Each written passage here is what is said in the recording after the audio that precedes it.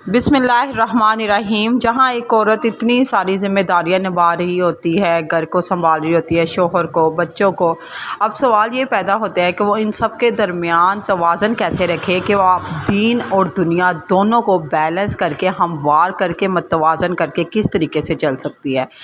تو سب سے پہلے جو کرنے والا کام ہے وہ یہ ہے کہ اپنے جو کام ہیں اس میں سب سے زیادہ جو آپ نے جس چیز کو پریورٹائز کرنا ہے وہ ہے نماز۔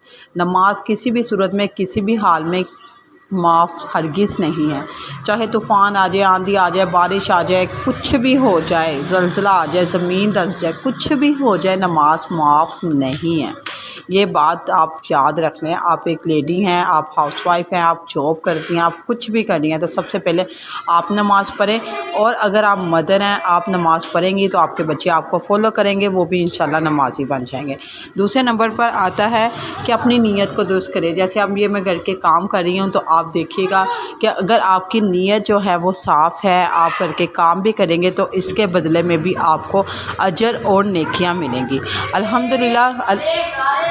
اللہ تعالیٰ نے مسلمان عورتوں کے لیے یہ بہت زیادہ آسانی رکھ دی ہے۔ ویسے بھی ایک حدیث مبارکہ ہے کہ اگر ایک عورت اپنے شوہر کی فرما بردار ہو اور گھر کو اچھے طریقے سے لے کے چل رہی ہو تو وہ ڈائریکٹ جنت میں جا سکتی ہے الحمدللہ۔ یہ بہت بڑی نعمت ہے۔ نماز اور روزہ جو 5 ارکان ہے اس کو فالو کرے، شوہر کی خدمت کرے تو ایزیلی جنت میں۔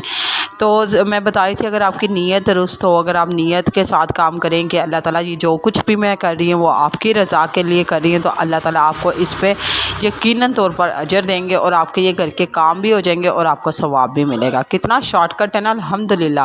اور تیسرے نمبر پہ آتا ہے کہ ضروری نہیں ہے کہ ہم سارا کچھ کر رہی ہیں، ہر چیز کو امپورٹنس دے رہی ہیں، ہر چیز دیکھ رہی ہیں، لیکن دنیا کے ساتھ ساتھ ہمیں اپنے بچوں کو اس قابل کرنا ہے۔ یہاں پر جیسے کہ آپ دیکھ رہے ہیں بیک گراؤنڈ میں اپنی بیٹی سے لیسن جو ہے روزانہ کا کوشش کرتی ہوں، روزانہ نہیں تو ویکلی، البتہ قاری صاحب آ رہے ہیں انہیں پڑھاتے ہیں، لیکن میں خود بھی دیکھ رہی ہوتی کہ وہ کس طریقے سے کیا پڑھ رہے ہیں، کیا اسے یاد بھی ہو رہا ہے۔ تو آپ بھی ایک چھوٹی سی جو نظر ہے نا، ہم دنیاوی کتابوں کے اوپر بہت زیادہ رکھ رہے ہوتے ہیں، لیکن جو یہ قرآن پاک کی پڑھائی ہے یا نمازیں پڑھنا یا یہ ساری چیزیں اگر آپ اسے لے کر چلیں گے تو اللہ تعالیٰ آپ کو بہت زیادہ اس کا بھی اجر دیں گے۔